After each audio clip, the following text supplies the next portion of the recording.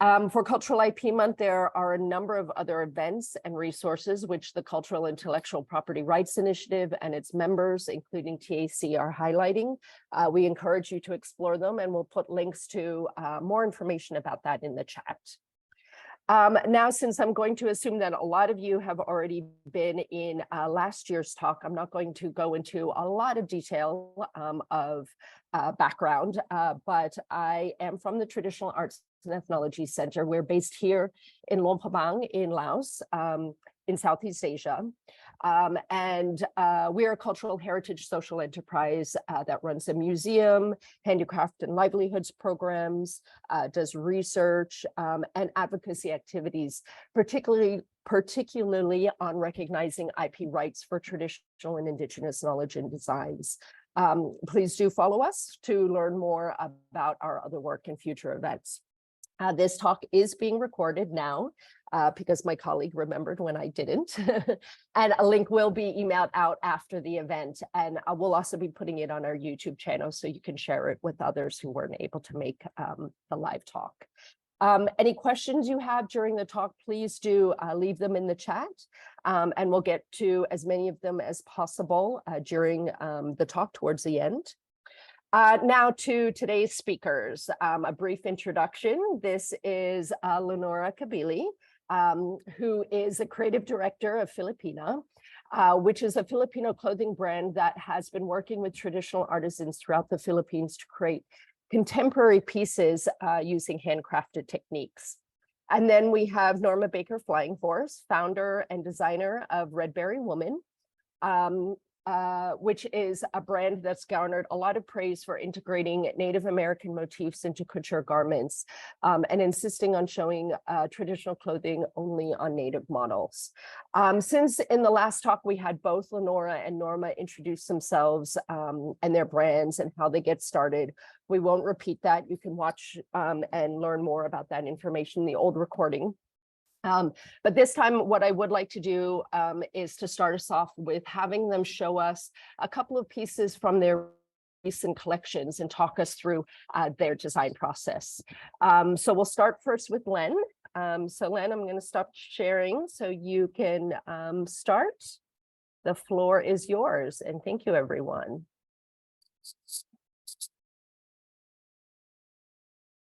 Okay. Hello, good morning, everyone. Thank you for joining us this morning, and hello from the Philippines. May I continue? Okay, here you go. So I have a quick presentation just to show you how we work. We're heavily into the work of the hands. Everything is done by the hand, whether it's like a buttonhole or, you know, attaching the snaps or even hemming the garments. It's all done by hand. We don't have a over-edging machine. So we really wanted to like highlight the craftsmanship here in the Philippines. The brand, when I design it, basically is inspired by Philippine culture.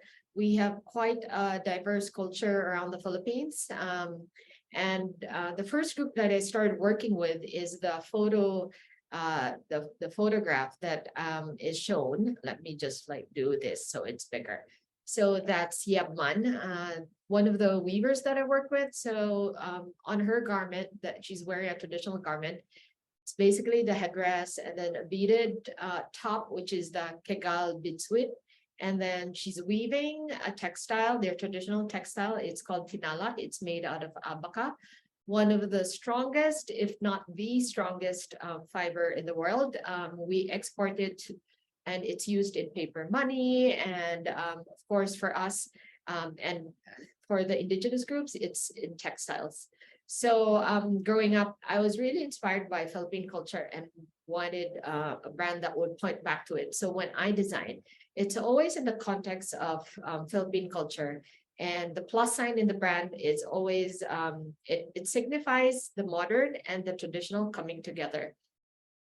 And so just as an example, I look at patterns. So you have beadwork, and then you have like embroidery on abaca. And then on the top right is the pizia bit. It's a traditional headscarf of the Tausug. And when I look at patterns, it's always in reference to the culture and finding a way for them to apply those patterns into a more sometimes it's traditional garment, inspired by their traditional garment, or on a more modern silhouette or an aesthetic. It's very important for me, as I go through the design process, to cultivate personal relationships with the artisans. I don't belong to any indigenous group, so it's important for me to personally hear from them, the do's and don'ts of working with them and applying the patterns or the textiles, how to use it. I think it's key also that I know where they're coming from. It's when you're oblivious to how they live, then you're insensitive. You're you're almost like jaded to their culture. And I personally believe that as I work with the artisans, one of the most important things is to personally visit them and again cultivate personal relationships with them. So this is an example of the embroidery that we did with the tiboli. So usually we just pick from a traditional garment, but with this skirt, we actually did the pattern inspired by their textiles. And then we had it a computer generate the cross stitch pattern, showed it to them, but actually they didn't need the computer generated pattern, because visually when they saw it, they knew already how to do it. So that's embroidery. This is beadwork. These are like hand cut shell beads, sourced from Cebu in the southern part of the Philippines. And we applied it on a hand-woven silk fabric from the north, and the pattern is inspired by an inlay of the Maranao. So textiles, we work with weavers around the Philippines, and this is actually from the northern part of the Philippines, the Ifugao. And but I'm personally, I have to admit, I'm partial to piña and abaca, only because I believe it goes through a very distinct and unique process from the fiber, from the extraction to the weaving part, and I'll talk about that more later. So this is, as we create, we want to, when I started Filip+Inna, wearing the terno was not common. And I got involved with the TernoCon. It was like a Terno convention, to really encourage people to wear it, not just for special occasions, but also for just like ordinary life, everyday life. I'm wearing like our camisa. It's a traditional blouse. And so part of my process in designing is really finding a way to encourage the use of textiles, showing how it can be used. So this is like a text. The one on the left is a yakan fabric. It was originally hand woven, and then in order for the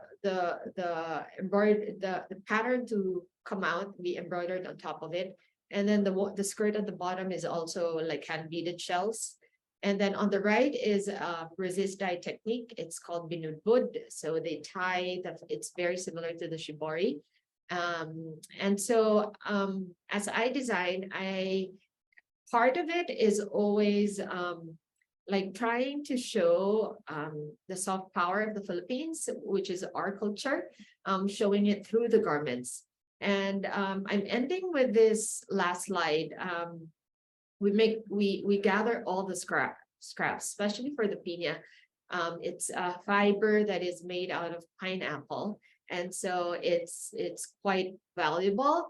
And so we set aside scraps, and just wanted to show you how every scrap that we have, it turns into like a keychain, or it turns into like a cover of a notebook, or it turns into like an embroidered patch pocket on a denim pants, but I just wanted to show you this particular garment wherein we saved the scraps and made it into like strips that we joined together with like embroidery and a beadwork, and we created like a whole new garment with it. So I'm going to like stop share now, and oh, maybe I shouldn't, because then you won't be able to see. How do I share my screen? Maybe I just I guess, yeah, okay. So Kara, how do I show the garment behind me? Oh, your video was just on, so you can My start video it again. is on. Yeah, there you are. So Yeah, so we behind can me see is- it. Yeah, thank you. So behind me is our traditional terno. So it's usually it has a butterfly sleeve, and then just like the images that I showed you, but it also has the corpino, which is like a chemise inside, and it's usually like embroidered. This particular fabric, the top, the whole ensemble is actually made out of pineapple. So pineapple leaf. So what they do is they extract the fiber by physically scraping the leaf, and then it's amazing because the fibers start popping out. And then the fiber, they dry it, and then they start tying it, and then they weave it with a hand loom. And so this one is the top piece, and it goes on top of like a skirt. So in Philippine garment, traditional garment, there's a lot of layers. So whether it's indigenous or like traditional, there's a lot of like layers. It's like pattern on pattern. And for the last probably like 3 years, all throughout the pandemic, I've just been pushing for piña as a fiber or as a textile to use in my collection. So that's about it. Thank you so much, Lenora. That was fascinating. We'll hand it over to Norma then. So Norma, you can share and we can hear more about that, and then we can talk further. Hey there. I kind of lost my way around. I thought I was gonna have to go wake up my my 6-year-old. Have him run my whole computer tonight for me. Hello everyone. I am Norma Baker Flying Horse. I am the owner of Redberry Woman. My native given name is Redberry Woman, which is why I named the company. So traditionally we really believe that our company has our names have these spirits, and that's what I wanted to put into my company, was the spirit that I have of my ancestors and those people who have, you know, gone before me. So the reason I am telling you this is because it's really important for me to explain to people that the garments that I create, which are contemporary work, formal gowns is what I'm most known for, and ready to wear. They are influenced by Native American culture, in particular, the Hidatsa tribe, the Dakota Sioux, and the Assiniboine, which are the 3 tribes that I belong to. I do reside on the Fort Berthold Indian Reservation. My company is an online company, and where I live at, it's a little difficult to have, you know, a pretty big factory or a big store. It's, you know, it's so I stay online mostly. I do a lot of shows throughout the U.S. Canada, and in doing so, my company has kind of formed into more of an educational, I guess, thing rather than fashion.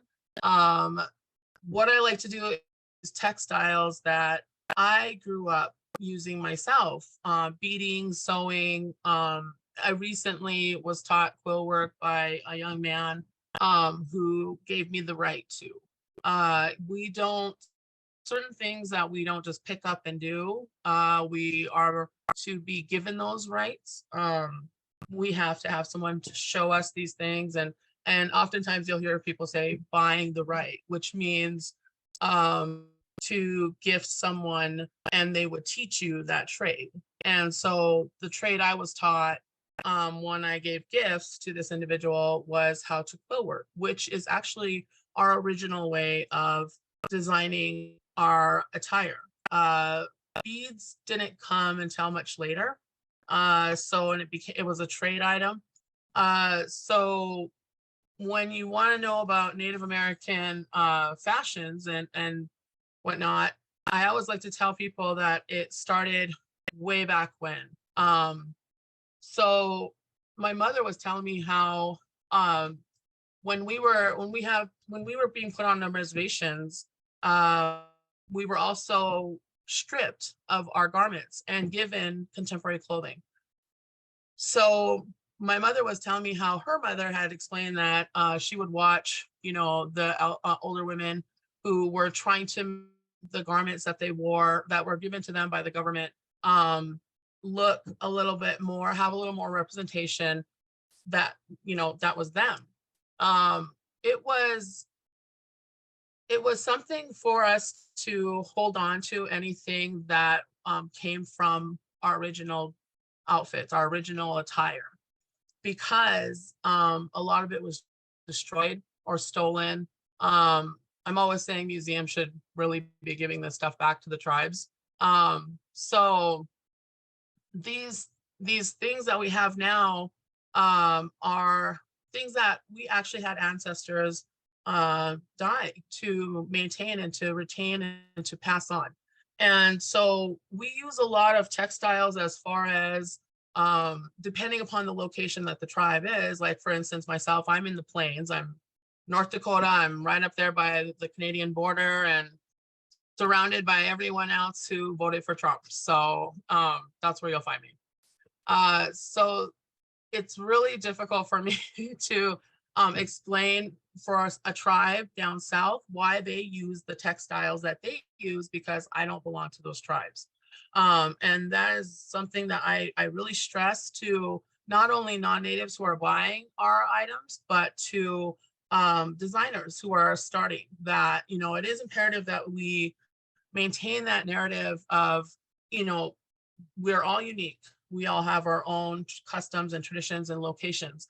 And so for us, like I'm wearing here, the elk teeth are a big item as far as how we adorned ourselves with our outfits, our attire. And so, these would cover an entire dress, an entire grown woman's dress. You would see all these little teeth, and there's only 2 of these teeth per deer. So you can imagine, a woman who is wearing a dress that is covered from head to toe in this. And what was said about her was that she was married, or she was being her dad or her brothers were good keepers because they were good hunters. And so, she would wear these teeth, and depending upon the length, or excuse me, depending upon whether or not she was married, her age, things of that nature, the different placement changed. The women who were married would wear the elk tooth all the way down to the bottom of the dress, whereas the young ladies who were not married only went down to the waist. And so in these types of things were ways that we identified, we were communicated, basically. We communicated through fashion, for lack of a better word. We communicated, what tribe we belonged to. We communicated what clanship we were a part of, what, all these things like that. And, you could see somebody wearing certain feathers or a certain way, and you would know that they were, of a certain age or a certain group.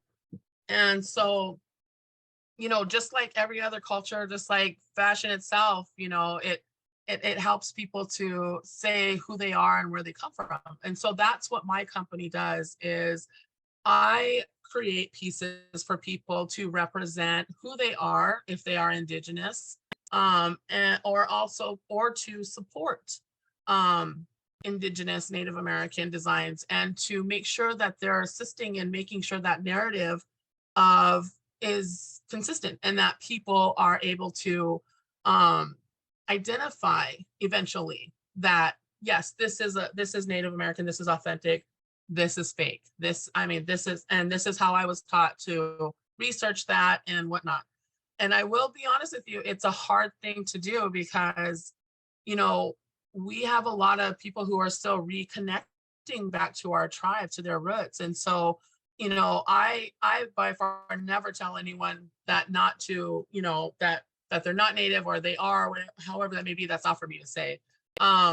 So a lot of misinformation is out there. Records that were kept on us when we were being placed on the reservation, those are things that were the language wasn't correct. So a lot of that happens. So you have a lot of people who are looking for things like what I do. As you can see, the pink garment is covered in pennies.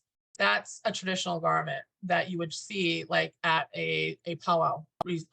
In today's society, you would see this being worn on the powwow trail. And so the rest of these though are all items that are influenced by textiles. You have this halter top here, which is rawhide, painted rawhide. What that starts out like is this here, which is basically an animal skin. And you have to know how to, you know, mold it and shape it, you know, and you see this type of stuff all the time being sold as Native art. And it's been constantly our ledger art, our parfleche designs. Parfleche is skin from an animal, and we used a lot of it for boxes, for containers, and for, you know, water, hauling water, whatnot, things like that. I integrate a lot of those things that we used into what I create. The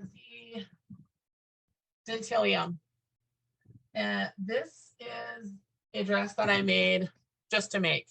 And then one day I get a phone call and a young lady saying that she's been invited to the Oscars and she needs a black dress. And for some reason, she fit this like a glove. And she ended up on the Oscars with it.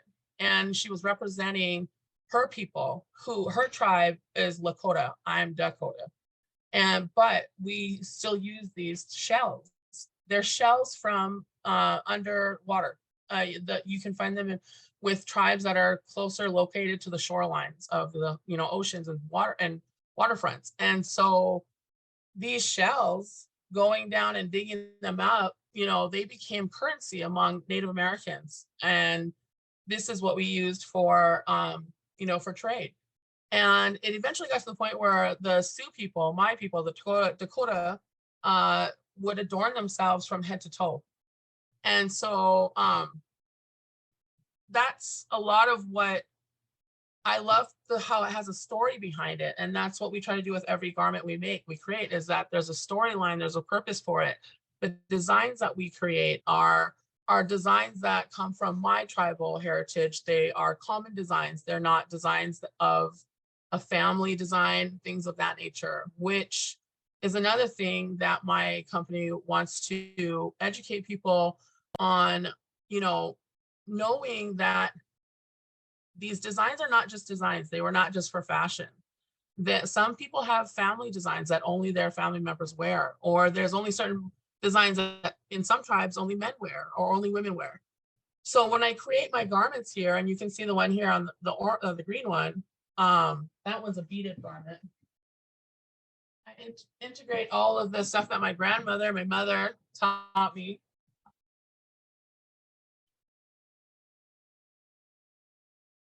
And I put it into fashion.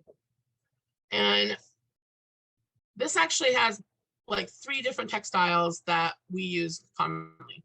The trade cloth, it's called trade cloth because it was fabric that, of course, the colonizers brought over and trading began.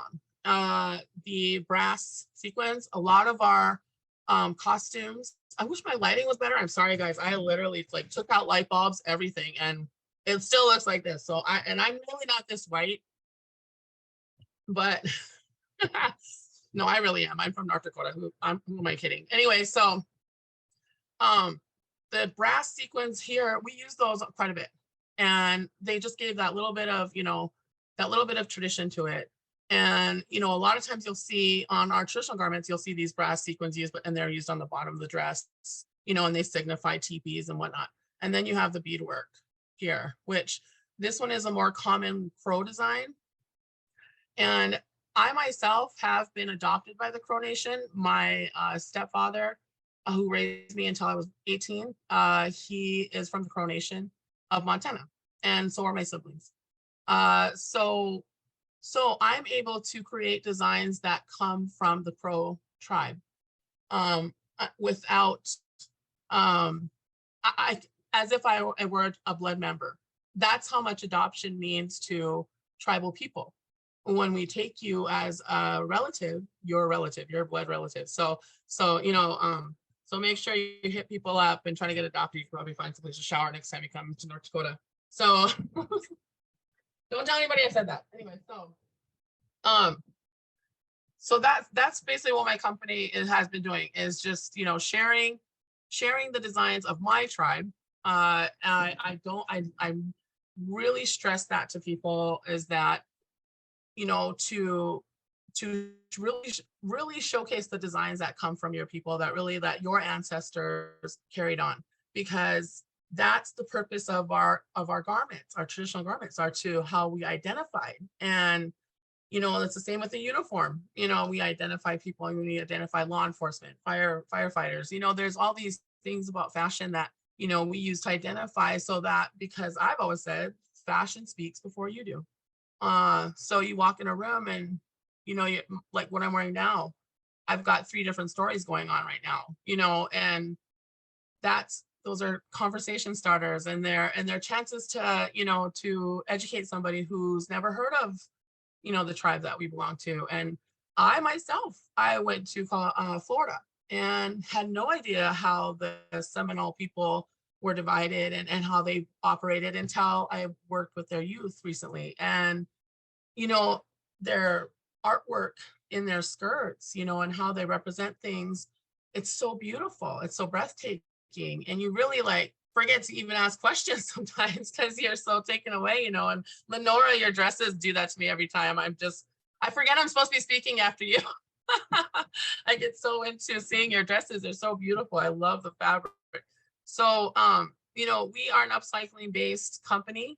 I love to go to secondhand stores and find prom dresses, old prom dresses, and, just old anything that looks like it would work, and take it and redo it. And, I get people that donate to me constantly. Hey, one year I had to actually give the dresses away without doing anything to them, because I had so many and I didn't have time to do anything with them. But I mean, and then, so that started a whole other program for me to just, find dresses and collect them. And if anyone needed them during prom, call me up, it's yours. You know what I mean? So I really love giving a second life to something. And that, as Indigenous people, that is something that we live by. We didn't waste anything. Nothing went to waste. When we hunted buffalo, every single part of that buffalo was used, including how we got our threads, which is the threads that we used to make our garments, because there was no Walmart to go buy threads. So, so everything got used. We didn't believe in waste. We didn't know what that, I don't even think I know a tribe that has a word that would mean something like that. So, so it's just one of those things that instinctively got instilled with me, following my mom around to secondhand stores, watching her make my clothes, things like that. It all came out eventually. I never thought I was paying attention, but I guess I was. So now here we are. But, these are my website. If you go on my website, what I try to do is I try to inform people as much as I can about the garment that they're purchasing, whether it's a hide, it's, what is put on there. Are there shells, are there pennies, and why do we have these things on there? I think that's one thing that, as small business, even just small business, not just Native Americans, not just Indigenous people, but small business in general, we have the upper hand right now, where people want the story. they want to learn more. We were apart from each other for how many years, you know, and, you know, we were all stuck, you know, we want to get out and learn. And so I love when I get to see someone wearing that, something they've created that has something that represents them, because, you know, they have a story to tell. And I think that's the whole purpose behind Indigenous fashion, is to continue to tell those stories and to continue to put those checks and balances of how we used to dress and why, you know, in place, and to have that, you know, we're never going to be decolonized. And so we're going to move forward and we're going to make it ours. We're going to make what has been imposed on us ours.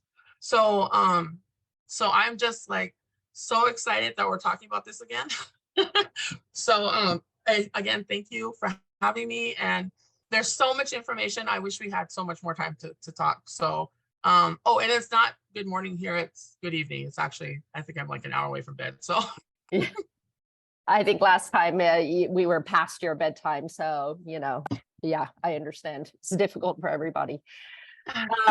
Thank you, Lenora and Norma. As usual, it's amazing to see all of your pieces and to hear more about the background of how what they mean, and the work that's put into them, and the thought that's put into them. And I think that's something that in general, with that I think we said last time too, and is the running thread throughout this ethical design process, and discussing this idea of fashion and clothing as having cultural significance, that it's not just a piece of clothing, that it is something that communicates something about yourself, about your culture, about your identity.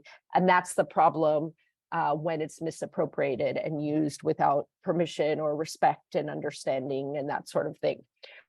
I did want to get to that question that we had started on, I think, last time and didn't really have time to discuss, is about how we think we might be able to elevate traditional designs and textiles in the global marketplace. So one of the things we had mentioned is how frustrating it can be that pieces that come out of a European couture house, you know, are worth thousands of dollars. But something that comes from the Philippines or from a reservation or from Mexico or somewhere else may put in just as much time and just as much work and skill and knowledge, but, you know, are not valued the same way. And it can be extremely frustrating at how undervalued traditional Indigenous skills and knowledge and history can be. How have your brands tried to address this? I know some of it is about talking about the techniques or talking about the time or giving that significance. I mean, I suspect both of your garments, I mean, both of your brands do manage to raise the bar a little bit. But any thoughts on that you both want to share? Anyone can, either Lenora or Norma, go ahead. Norma, would you like to go ahead? I was just going to ask you, but yeah, that's fine. I guess the thing for me is that my company I'm consistently asking people, you know, that are portraying themselves to be a Native American owned business. I'm constantly shooting them emails, or I'm trying messages. Hey, what tribes are you? Because if someone were to ask me that, I'm not insulted by that at all. In fact, I want you to ask what tribe I am, so that when you purchase something on my website, you know, you tell people this is made by a Hidatsa Indigenous woman, you know, from North Dakota.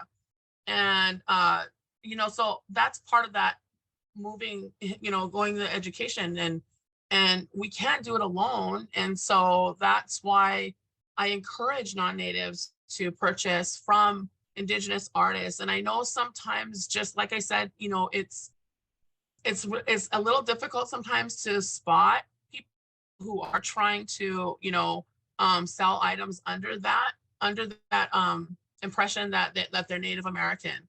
There's an actual law against this. There's an actual law that if you cannot prove descendancy or enrollment, and you are creating works of art and you know, claiming them to be Native American, yeah, it's a pretty hefty fine. You could be in some trouble.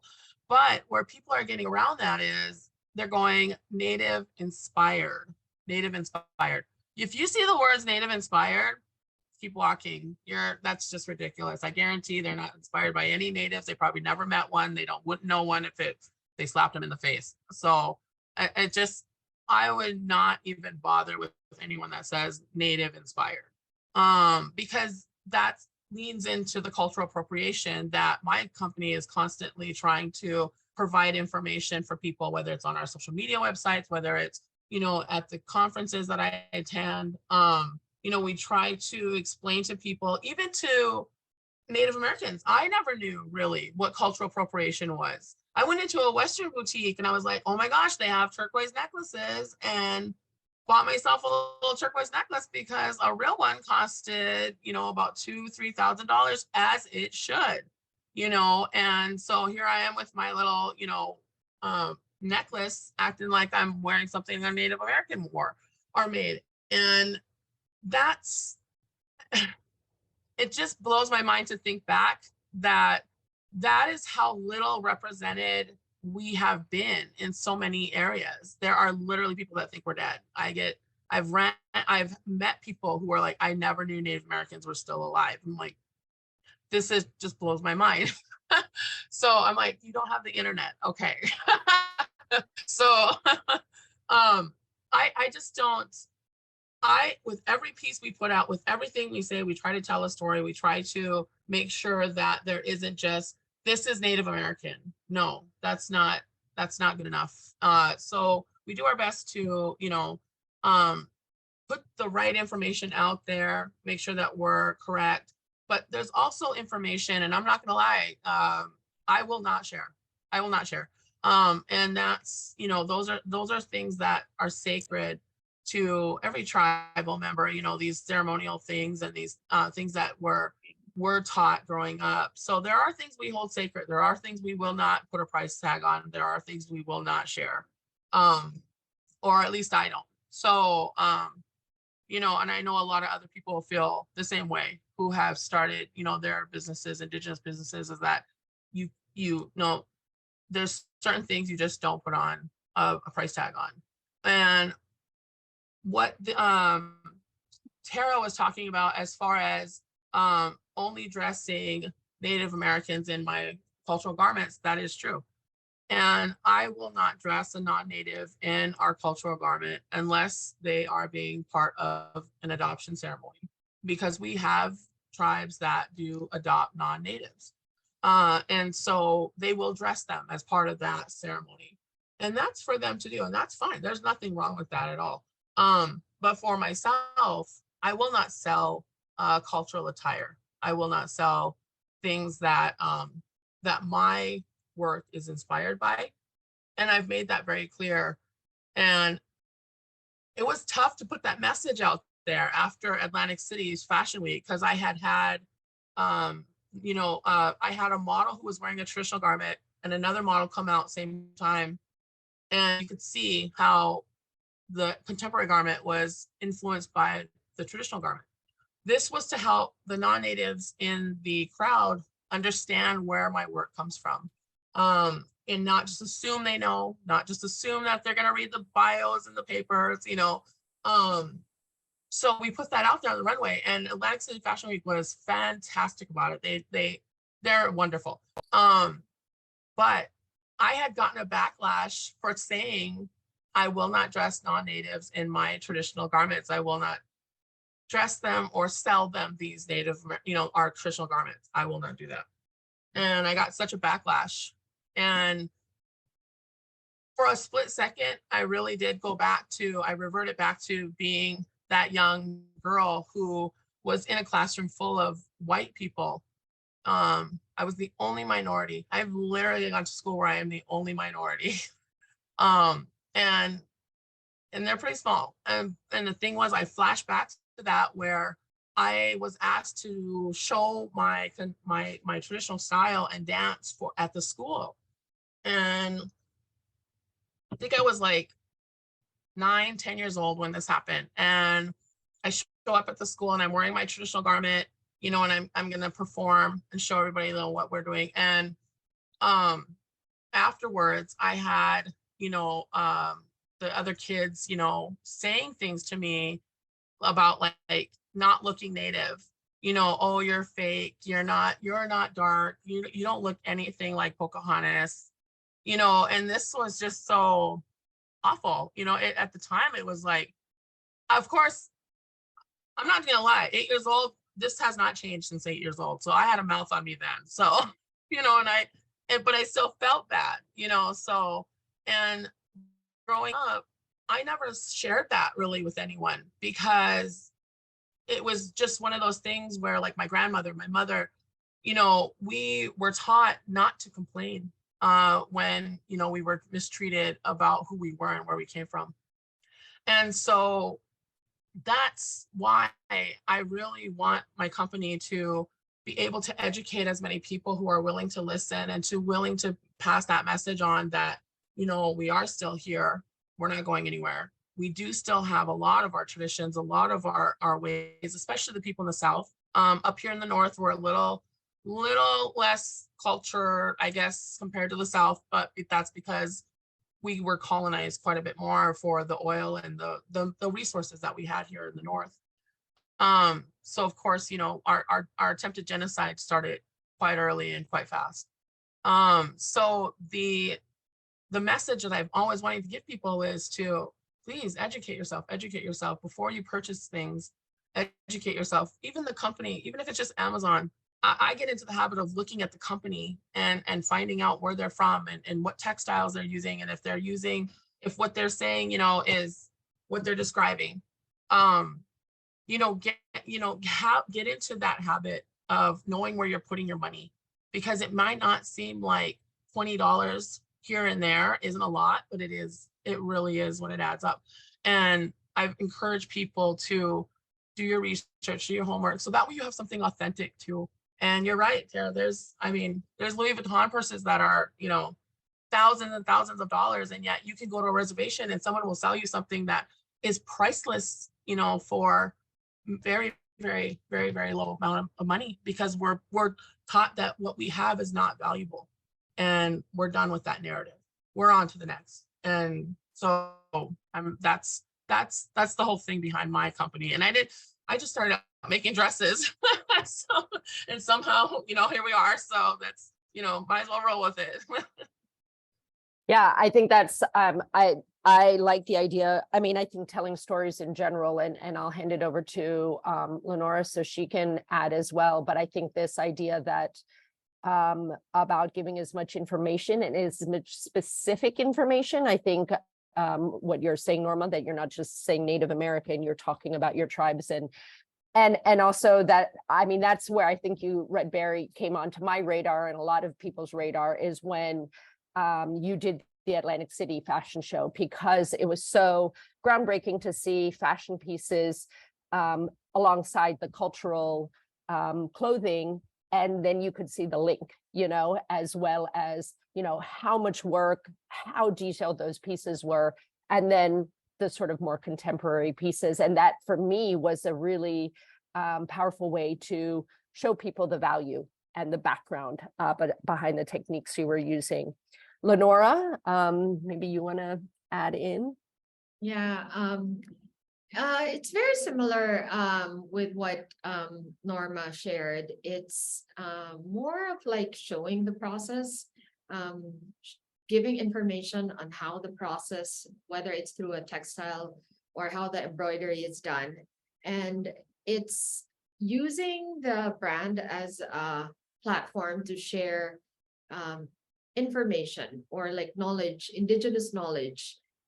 As we work with them, there are things that come up, and it's an opportunity for the brand to show people whether it's like a necklace and how it was used. Unfortunately, in terms of indigenous culture, a lot of our indigenous groups around the Philippines, they have not been able to how would I say it?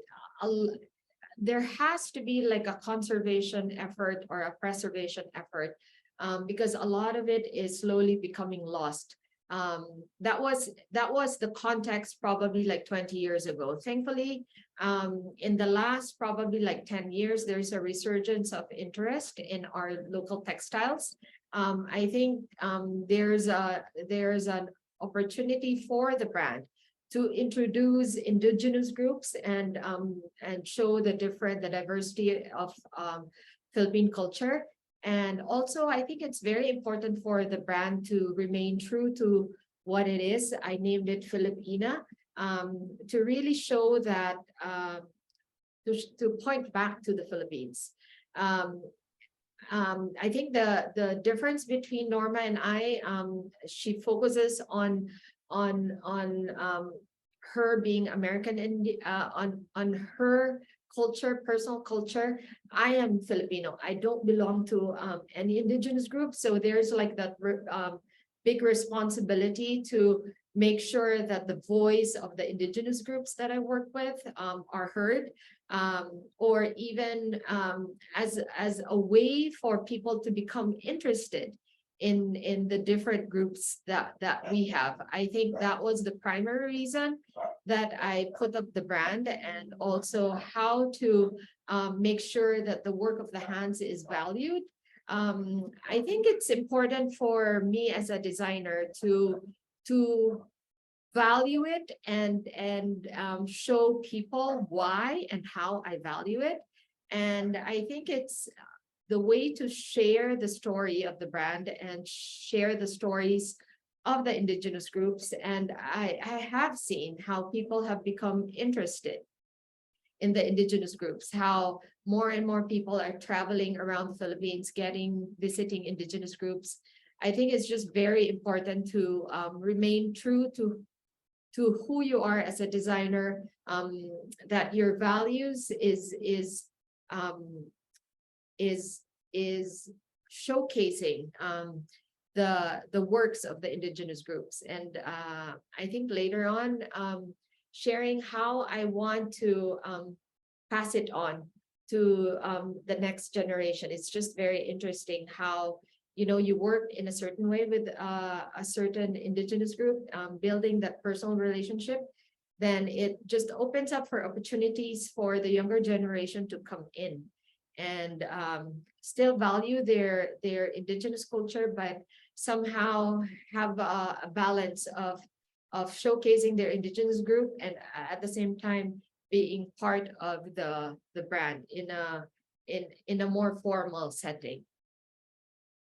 Thanks, Lenora. That's a great segue actually to our next discussion that I wanted to get to quickly, because since we only have about 10 minutes left, about involving youth. But one thing I wanted to highlight, which you just mentioned, and I think both you and Norma had both mentioned, was about communicating the values of your company, I think, you know, and as you both as designers, and having that sort of act as a proxy for the value that should be placed on these garments and why they're important and why they should be celebrated, and these skills and the knowledge that they're based on.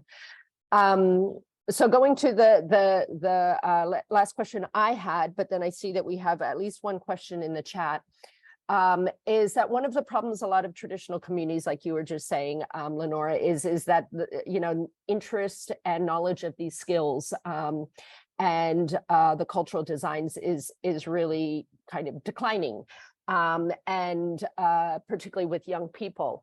But what have you seen, or what have you experienced, or perhaps done yourself, you feel really works to get young people inspired by and actively invested in their traditional identity and skills? I know particularly for people from Native American communities, like you said, Norma, I think there's a lot of shame in the past and probably currently as well. And we've seen that, I think, in Indigenous and minority groups across Asia as well, wanting to be part of the majority group. But then beyond that, it's also just economic factors, people going to get different kinds of jobs, not learning these skills because they're not valued. It's a whole kind of circular process. But anyways, yes, just quickly, since we only have a few more minutes, Len, maybe you want to say something quickly since you're mentioning youth just now, and then Norma. here you go. So just a short story. I had visited this group. They're up in the mountains. It's like a 2-hour drive, 6-hour hike through the mountains. And when I visited them, I discovered a weaver, but she had at that point stopped weaving.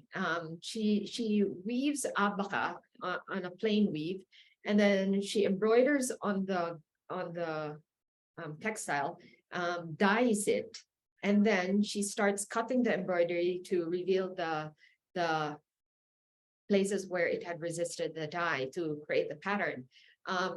And among all my travels around the Philippines, this was the very first time that I saw it for myself. And so I tried to encourage her. And again, I had to meet her at the point that she became interested in, you know, creating her loom again and start weaving again. And I think it's very important for me as a designer to meet the other person at their point of comfort. It's not like me overbearing over them and like dictating, but it's them saying to me that this is the point where I can start weaving again. And I think it was like an important lesson for me. And as I have been like working with artisans the last like 14 years, it has been an issue for me to like, you know, I'm not married, I don't have children, I do have family, but I built the brand specifically to showcase and to point back and to help support the artisans around the Philippines.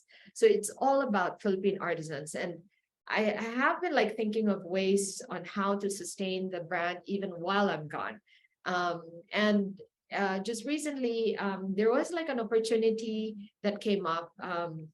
The daughters of the artisans that I work with in Southern Philippines, they had recently graduated from college, and they had emailed me asking if they can work here in Manila for the brand. And I had brought them over, and now they're like, you know, full-time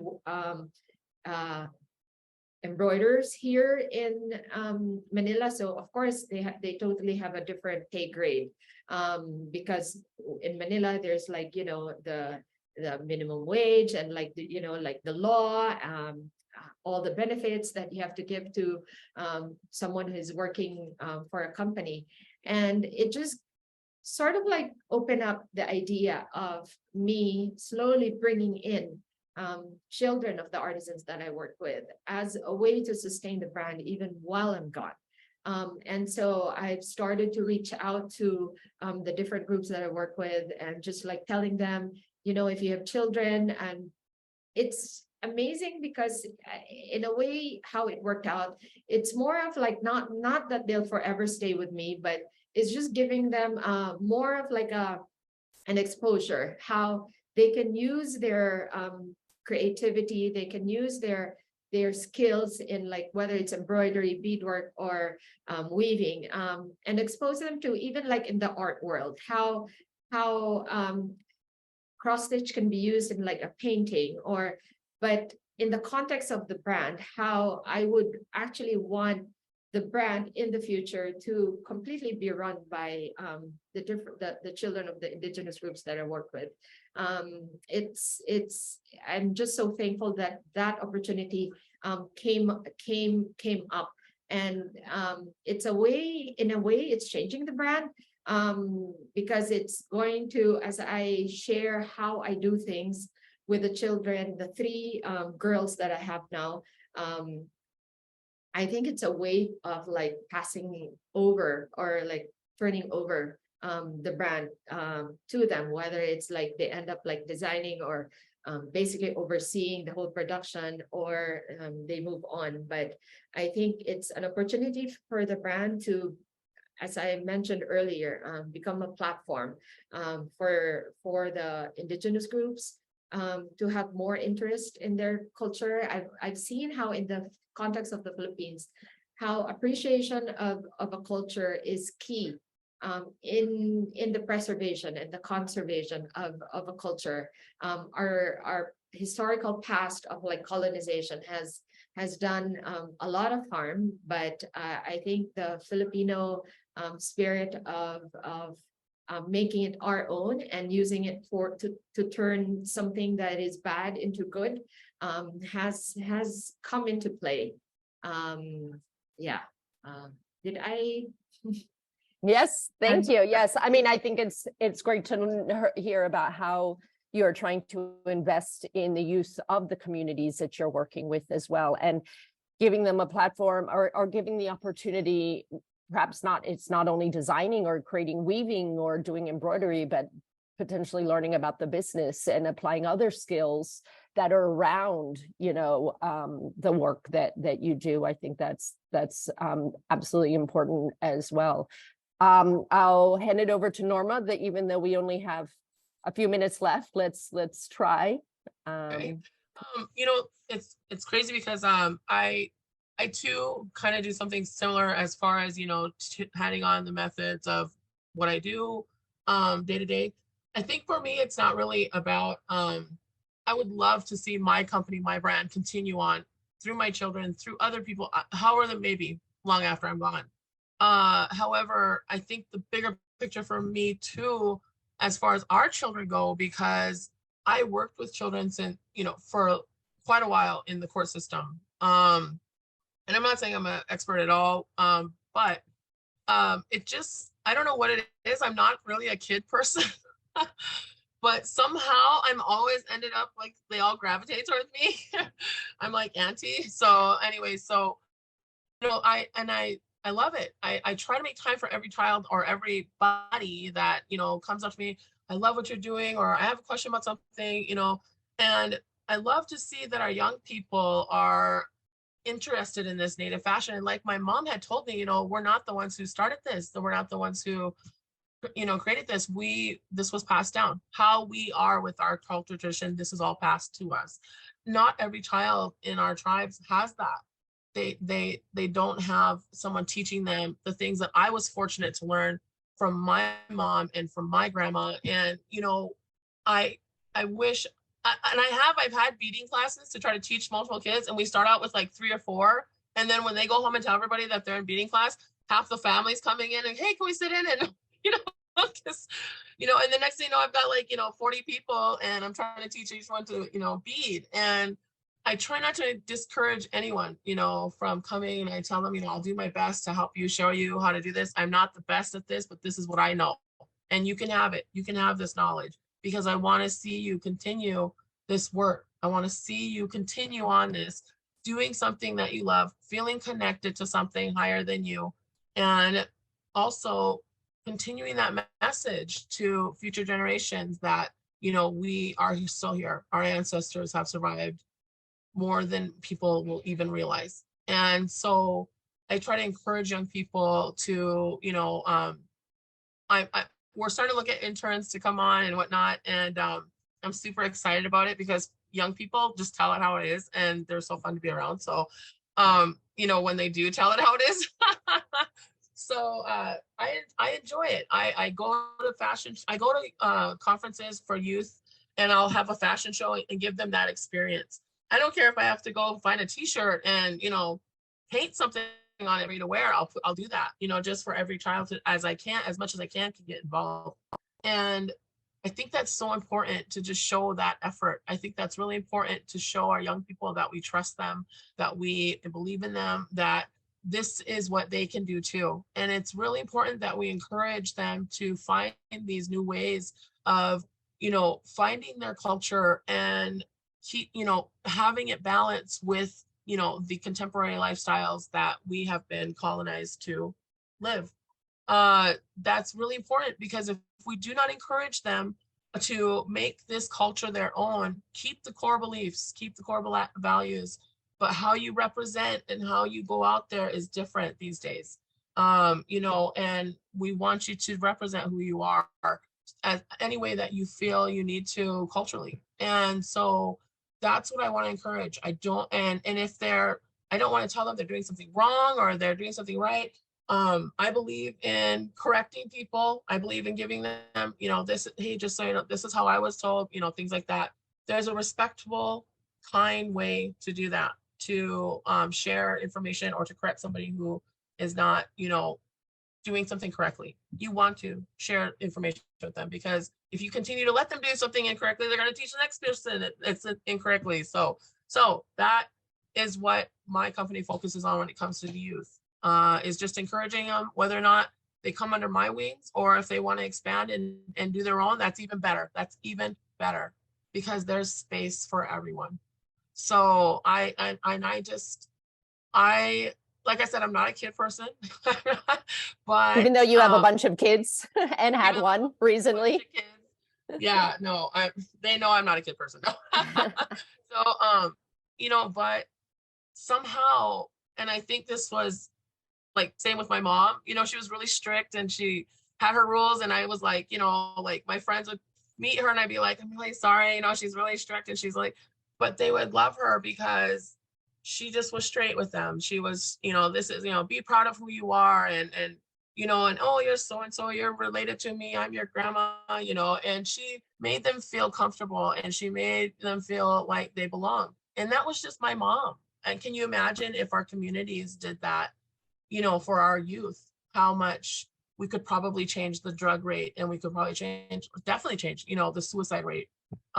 So those are the things that we look at when it comes to fashion. It's not just about making pretty dresses, it's about giving these kids an opportunity to see that fashion is just a platform. You don't have to make dresses. You could do hair and makeup. You could do the textiles that come with that, for other people. All of these things, it's across the board, photography, videography, whatever.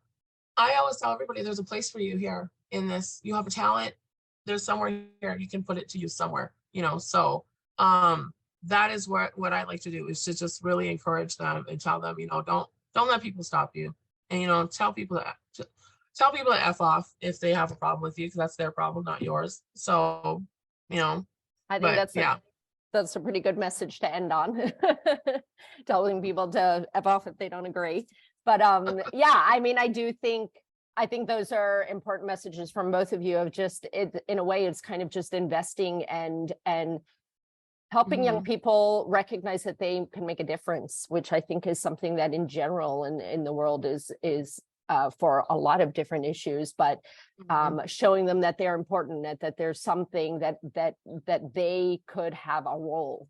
And so I think that's an interesting idea of mentoring young people, of honoring them by passing on that information, but then also potentially giving them the opportunity, okay, if you don't want to weave or you're not interested in beading, etc., but there are other ways to get involved in your culture. Maybe it's doing business skills for another business, but in some way helping young people find their place. So I think that's a great note to end on. And I do want to mention, this past year, Norma also won a Grammy. And so I would also say that's another way, is that in a way, sometimes these kind of public awards, I mean, what young person doesn't recognize a Grammy, right? And so in some ways, recognizing that by honoring your culture, you were able to get this kind of recognition can also go a long way too. I do recognize that. Explain a lot that I don't sing. I've had to explain a lot that I do not sing. That was not for singing. Right. It was not for singing. It was for your work. I do recognize Nicole from CIPRI had given addressed a question. I don't know if we've got time for it, so I'm going to ask that maybe Len and Norma can help to answer that later. And the question is, how does cultural intellectual property rights mean human rights to you? So that's either something we could get into in a next talk, or through social media or something like that. I want to thank everybody for joining this talk, and Norma and Len for once again sharing your really incredible insights, and for making the time again at night and in the morning to be with us. And also to mention that TAEC is going to be opening an exhibition in September of this year, dedicated to this idea of artisan IP rights. And the title of the exhibition is Claiming Inspiration. So we are going to be getting into a lot of these issues. And actually, what I haven't talked properly with Len and Norma about is that I'm hoping to feature pieces from both of them in this exhibition, as well as a way of showing, how can companies do this? There's an alternative to the misappropriation model. So with that, we'll sign off. Thank you so much, everyone, again for joining us, and Norma and Len, and have a great day and month, everyone. Thank you.